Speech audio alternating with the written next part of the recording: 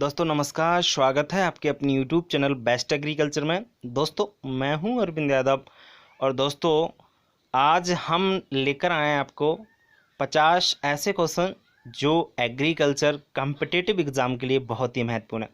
दोस्तों आपका कोई भी एग्रीकल्चर कंपटीशन का एग्ज़ाम हो तो उसके लिए यह क्वेश्चन बहुत ही महत्वपूर्ण है।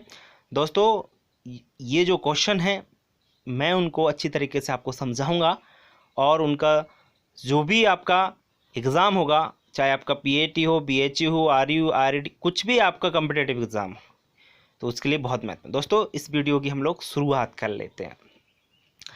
सबसे पहला जो क्वेश्चन है दोस्तों वो है infiltration rate is relatively higher in.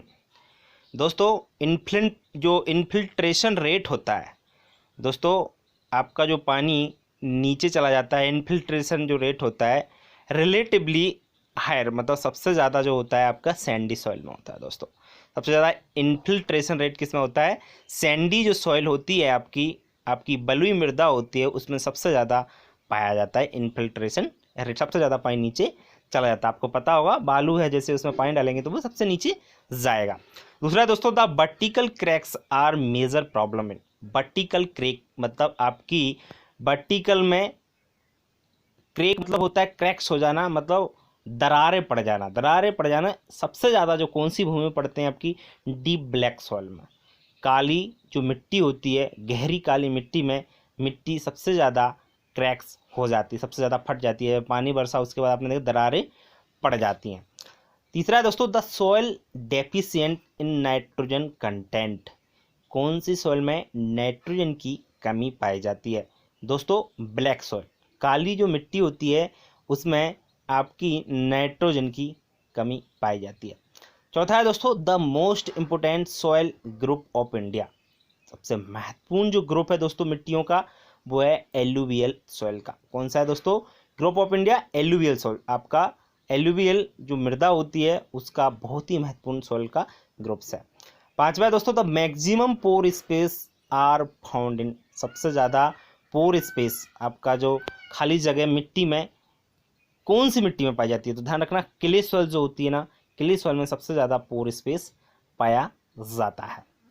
दोस्तों छठवा है, the particle size of fine sand. आपकी फाइन जो सैंड होती है उसका पार्टिकल साइज कितना होता है? तो 0.2 से 0.02 mm। दोस्तों ध्यान रखना फाइन सैंड का आकार 0.2 से 0.02 mm होता है।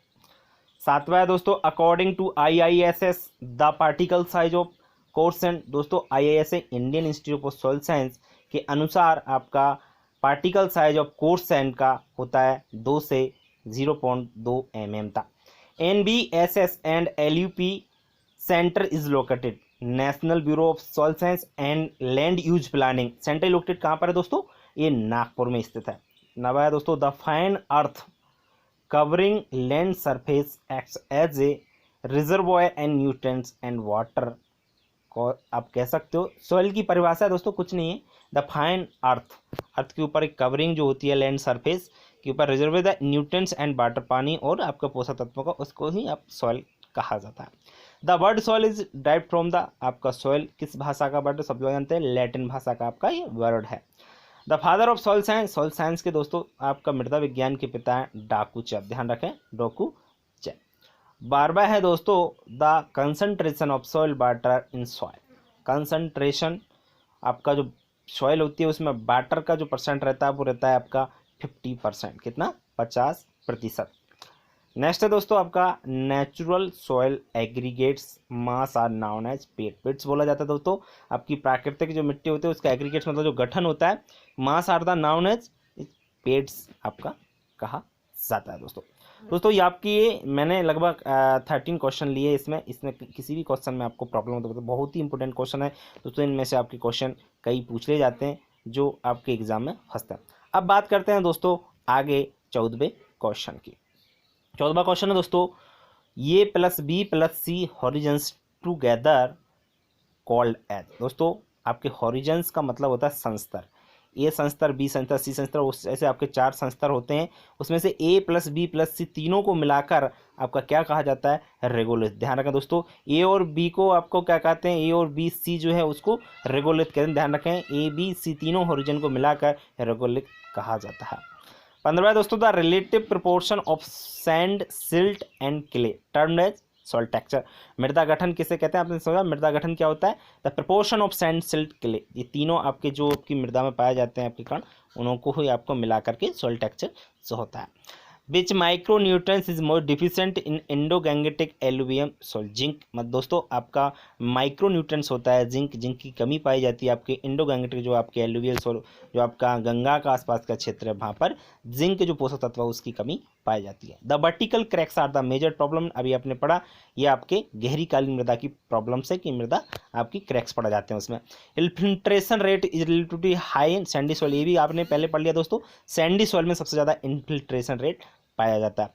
The process of the decomposition of organic matter is turn as, दोस्तों द प्रोसेस, प्रक्रिया है डिकम्पोजिशन ऑफ ऑर्गेनिक मैटर, दोस्तों जो आपका कार्बनिक पदार्थ होता है उसका डिकम्पोज हो जाना, टर्म एज द ह्यूमिफिकेशन। इसका जो आंसर है वो है ह्यूमिफिकेशन। आपका जो आपका ह्यूमिफिकेशन होता है वो आप लोग समझते होंगे। द डिकम्पोजिशन होता है आपका ऑर्गेनिक मैटर उसके बाद। ये practice of the turning undecompose fresh green plant tissue into the soil to improve fertility status and physical structure of the soil, green manure। दोस्तों आपकी जो हरी खाद होती है, practice the turning undecomposed fresh green, आपकी जो आपकी कोई भी दाल वाली फसल है उसको उगाकर देन आफ्टर उसको उसी में ही जोत दिया जाता है इनटू द सॉइल, सॉइल में ही इम्प्रूव फर्टिलिटी, जिससे दोस्तों आपकी जो भूमि होती है उसकी जो उर्वरता होती है वो क्या हो जाती है, इम्प्रूव हो जाती है। वो डिकम्पोज होने के बाद आपकी सड़ जाती है उसमें, और उसके बाद improve fertility status and physical structure of the soil, उसकी जो भौतिक दशा होती है उसमें क्या होता है आपका, कह सकते हैं सुधार। तो ग्रीन मैन्योर में हरी खाद का प्रयोग करते था। नेक्स्ट है दोस्तों, green manure crop are turn in the field at the stage of flowering. दोस्तों ग्रीन मैन्योर में हरी खाद कब बनाई जाती है, ध्यान रखना, कोई भी फसल है आपकी crops are the turn in the field at the stage, stage होने चाहिए आपके फूल आते समय आपको फसल को उसी में ही जोत दिया जाता है, उसी में ही, मतलब कब, जब फूल आते हैं फ्लोब्रम के समय, मतलब स्टेज आपकी कौन सी, फ्लोब्रम के समय, तो उसी टाइम आप ग्रीन मैन्योर के लिए इसको यूज़ किया जाता है। दोस्तों ये क्वेश्चन थे आपके, इसमें से आपके कोई भी क्वेश्चन में कहीं प्रॉब्लम हो तो भी आप 2 क्वेश्चन 17वां और 18वां जो क्वेश्चन है इससे पहले हम बता चुके हैं। आगे बात कर लें दोस्तों, 21 हो गया क्वेश्चन, 22वें question, the most widely used green manure crop. दोस्तों सबसे ज़्यादा जो प्रयोग किया जाता है हरी खाद के लिए वो सनहेम का किया जाता है, यानी ढैंचा जो होता है ना उसको ग्रीन मैन्योर के लिए यूज किया जाता है। नेक्स्ट है दोस्तों, the fertiliser which destroy soil aggregates, the sodium nitrate. दोस्तों सोडियम नाइट्रेट आपका फर्टिलाइजर है, डिस्ट्रॉय सॉइल एग्रीगेट, वो एग्रीगेट्स को तोड़ देता है। नेक्स्ट है दोस्तों, cheapest nitrogen fertiliser suitable for the foliar spray. सब लोग जानते हैं आपका छिड़काव रूप में आपका नाइट्रोजन जो फर्टिलाइजर वो कौन सा दिया जाता है, यूरिया का, जिसमें 40% आपकी क्या पाई जाती है, नाइट्रोजन पाई जाती है। दोस्तों 25वां क्वेश्चन है, समझिए, the application of fertiliser along with irrigation water. दोस्तों एप्लीकेशन मतलब फर्टिलाइजर एलोंग विथ इरिगेशन, आप फर्टिलाइजर यूज कर रहे हैं कब, सिंचाई के समय ही आप फर्टिलाइजर के साथ साथ में दोनों यूज करें तो उसे आप फर्टिगेशन कहते हैं। 26वां दोस्तों, विच nutrients can be applied by fertigation, which nutrients can be applied by fertigation. आप दोस्तों फर्टिगेशन के समय कौन कौन से फर्टिलाइजर यूज कर सकते हैं, तो 2 फर्टिलाइजर हैं, ध्यान रखें, एक नाइट्रोजन और दूसरा है दोस्तों सल्फर। इन दोनों फर्टिलाइजर का प्रयोग फर्टिगेशन के समय यूज कर सकते हैं। दोनों न्यूट्रिएंट्स हैं आपके, नाइट्रोजन सल्फर, ध्यान रखें, आप फर्टिलाइजर में ही पाए जाते हैं, मैं इसलिए बोला न्यूट्रिएंट्स हैं आपके, ध्यान रख सकते हैं। आगे बात करते हैं दोस्तों 27वां, concept essentiality of elements was proposed in 1939 by Arnon and Stout. दोस्तों साइंटिस्ट दो, इन्होंने कंसेप्ट दिया था एसेंशियलिटी ऑफ एलिमेंट्स का, आपका सन 1939 में दिया था। ध्यान रखें, जो आपके पोषक तत्व हैं, पोषक तत्वों की आपकी जो अनिवार्यता की जो कसौटी है उसको प्रपोज किया था सन 1939 में। ध्यान रखें, जो आपके साइंटिस्ट हैं आर्नोन एंड स्टाउट, इन दोनों ने। नेक्स्ट क्वेश्चन दोस्तों, soil pH more than 8.5 indicates soil is alkyne soil. दोस्तों एल्कालाइन जो सॉइल होती है एल्कालाइन, वो आपकी जिसका पीएच 8.5 से अधिक होता है, आपका इंडिकेट सॉइल इज एल्कालाइन। जिसका पीएच दोस्तों 8.5 से अधिक होता है वो आपकी एल्कालाइन सॉइल होती है। आप जानते होंगे एल्कालाइन क्षारीय एंड आपकी जो लवणीय मृदा और क्षारीय मृदा दोनों को विशेष ध्यान रखें आप लोग। Saline soil is also called, इसको दोस्तों सेलाइन सॉइल को और नामों से जाना जाता है, दोनों के नाम ध्यान रखें। सोलन चाक के नाम से जाना जाता है दोस्तों, एंड व्हाइट एल्काली, ध्यान रखें सेलाइन सॉइल को सोलन चाक एंड व्हाइट एल्काली दोनों के नाम से जाना जाता है। दोस्तों नेक्स्ट है alkaline soil is also called as, alkaline को किन किन नामों से जाना दोस्तों, सोलेंटेंज जो आपकी सोलेंट के नाम से जाना जाता है, और दूसरा है दोस्तों एंड ब्लैक एल्काली सॉइल किस नाम से जानता है, ब्लैक एल्काली और सोलनताज। दोस्तों दोनों नाम से आपका एल्काली, बहुत इंपॉर्टेंट क्वेश्चन है 29 और 30, विशेष ध्यान रखें दोनों को। सेलाइन सॉइल को सोलन चाक एंड व्हाइट एल्काली के नाम से जाना जाता है, और दोस्तों एल्कलाइन सॉइल जो होती है उसको सोलनताज एंड ब्लैक एल्काली, मतलब काली जो आपकी एल्काली होती है उसके नाम से इन दोनों को जाना जाता है। दोस्तों आपको समझ में आया होगा, जिसमें हमने दोस्तों 7 से 8 क्वेश्चन ये लिए। आपका कहीं दिक्कत हो तो आप लोग किसी भी क्वेश्चन हमारे कमेंट बॉक्स में लिखकर आप किसी क्वेश्चन को पूछ सकते। अब बात करते हैं दोस्तों 31 क्वेश्चन की। 31 दोस्तों, the सेलाइन alkali soil is also known है। दोस्तों सैलाइन और एल्काल जो आपका क्षारीय और लवणीय जो मृदा होती हैं, इन दोनों को दोस्तों ऊसर मृदा के नाम से, आप सब जानते हो आपकी मृदा कैसी हो जाती है, ऊसर। आपने कई बार नाम सुना होगा, गाँव में क्या कहते हैं, ऊसर हो गई हमारी भूमि, तो कह सकते हैं सैलाइन एल्काइन जो सॉइल होती है नाउन एज द ऊसर के नाम से। Gypsum CaSO4 is used for the reclamation. दोस्तों जिप्सम का जो प्रयोग है, द रेक्लेमेशन किस सुधार के लिए प्रयोग करते हैं, तो सोडिक एंड एल्कालाइन जो सॉइल होती है उसको सुधारने के लिए हम जिप्सम का प्रयोग करते हैं। जिप्सम का फॉर्मूला भी दे रखा है, CaSO4 is used for the reclamation of the sodic, या कह सकते हैं एल्कलाइन सॉइल को सुधारने के लिए हम जिप्सम का यूज करते हैं। नेक्स्ट है दोस्तों pyrite FeS2 is to reclamation of, कह सकते हैं सेलाइन सॉइल को सुधारने के लिए पाइराइट का प्रयोग करते हैं। ध्यान रखें पाइराइट आपका जो होता है खनिज होता है, इसका प्रयोग ध्यान रखें आपका सेलाइन सॉइल को सुधारने के लिए प्रयोग किया जाता है।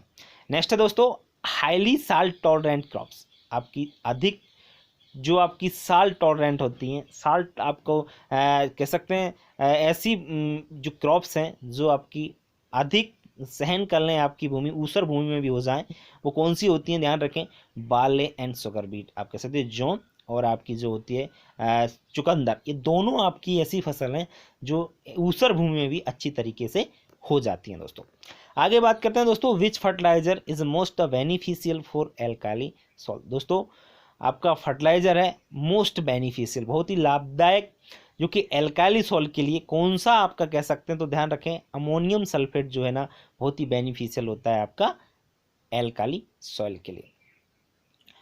नेक्स्ट है दोस्तों which of the plant species can be suggested on saline soil, तो ध्यान रखना हेलोक्सिलॉन सेलकोमिनिया और किसका बॉटनिकल नेम है दोस्तों, जो कि which of the plant species can be suggested on saline soil के लिए ये सजेस्ट किया जाता है, ध्यान रखें।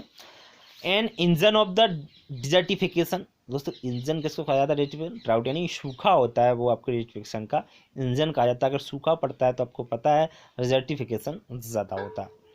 नेक्स्ट है दोस्तों a period of 4 consecutive weeks from May to mid October अथवा 6 consecutive weeks during rest of the year. दोस्तों एग्रीकल्चर का सूखा कहा जाता है। ध्यान रखना मई से आपका मध्य अक्टूबर के जो आपका बीच होता है, 6 कंसेक्यूटिव वीक्स जो होते हैं, जो आपके महीने होता है उस टाइम का मई से लेकर अक्टूबर तक, उसको एग्रीकल्चर ड्राउट आप कह सकते हो। दोस्तों एग्रीकल्चर मतलब during rest of the year होते हैं, एग्रीकल्चर ड्राउट इसको बोला जाता है, कृषि सूखा भी कह सकते हैं इसको। दोस्तों ये थे आपके 31-32 मतलब 38 क्वेश्चन। आगे बात करते हैं 39वें क्वेश्चन की। दोस्तों widely used index for the classification of droughts, इसको पामर ड्राउट इंडेक्स बोला जाता है दोस्तों। और आगे बात करें on particular day in the rain receive 2.5 mm अथवा दोस्तों मोर, इससे भी अगर 2.5 mm से अधिक एक दिन, जैसे एक दिन है उसमें 2.5 mm से अधिक बारिश होती है तो उसको रेनी डे बोला जाता है। 2.5 mm होती है या 2.5 mm से अधिक होती है तो उसको रेनी डे कहा जाता है। The average annual rainfall of India, तो 400 mH मिलियन हेक्टेयर प्रति mm ऐसे एम कह सकते हैं। वैसे average annual rainfall of India मतलब भारत की जो औसत वार्षिक वर्षा है वो लगभग आप कह सकते 1190 मिलीमीटर है। ये 400 mm दे रखा है इसमें। Date of the onset of the monsoon in India 1 June. दोस्तों हमारे यहाँ जो ऑन सेट हो जाता है आपका 1 जून को, केरल में सबसे पहले क्या आ जाता है आपका मानसून आ जाता है 1 जून को, ध्यान रखें। The monsoon the cover 75% rainfall in India. दोस्तों 75% जो वर्षा होती है भारत में वो आपकी साउथ वेस्ट मानसून होती है, मतलब दक्षिण पश्चिम मानसून से 75% से 80% लगभग हमारे यहाँ जो वर्षा होती है, ध्यान रखें, मानसून से, साउथ वेस्ट मानसून से, ध्यान रखें। रेनफॉल इज मेजर्ड बाय, दोस्तों आपकी जो वर्षा होती है उसको किससे मापा जाता है, measured by rain gauge. Rain gauge एक यंत्र होता है, उसके द्वारा आपकी जो वर्षा होती है उस मात्रा को नापा जाता है। नेक्स्ट दोस्तों 45 एवापोट्रांसपिरेशन। एवापोट्रांसपिरेशन इज मेजर्ड बाय, आपका जो एवापोट्रांसपिरेशन को मापा जाता है एक यंत्र होता है, ध्यान रखें, आपका लाइसीमीटर के द्वारा आप कह सकते हो दोस्तों। नेक्स्ट दोस्तों बासी बाष्पोत्सर्जन एक क्रिया है उसको नापा जाता है लाइसीमीटर, ध्यान रखें। 46 है, ये condition of the atmosphere at a given place at a given time weather, मतलब मौसम किसे कहते हैं, मौसम की डेफिनेशन दे रखी है दोस्तों। ए कंडीशन ऑफ एटमॉस्फेयर, आपकी वायुमंडल की एक कंडीशन होती है at a given a place at a given, दोस्तों एक मतलब किसी विशेष स्थान की विशेष समय की वायुमंडलीय एक अवस्था होती है उसको ही वेदर या मौसम कहा जाता है दोस्तों। दोस्तों लास्ट क्वेश्चन समझ लीजिए, the crop ground is the degraded land for the important is called conservation crop. Conservation crop जो आपको डिग्रेडेड लैंड, दोस्तों आपकी भूमि को, आपकी सॉइल को मतलब बहने से रोकें, उसको बचाएं। Degraded soil from the improvement is called, आप कह सकते हो उसको कंजर्वेशन क्रॉप कहा जाता है दोस्तों। आज के लिए क्वेश्चन वैसे 50 क्वेश्चन थे, 3 क्वेश्चन दोस्तों इसमें आगे नहीं आ पा रहे हैं, कुछ कंडीशंस थोड़ी ख़राब होने की वजह से, टेक्निकल कंडीशन थोड़ी ख़राब, तो उसकी वजह से आप इतना ही ध्यान रखें दोस्तों। हमारा वीडियो कैसा लगा, क्वेश्चन कैसे हैं दोस्तों, कोई क्वेश्चन समझ में नहीं आया तो आप लोग कमेंट बॉक्स में लिख कर बता सकते हैं।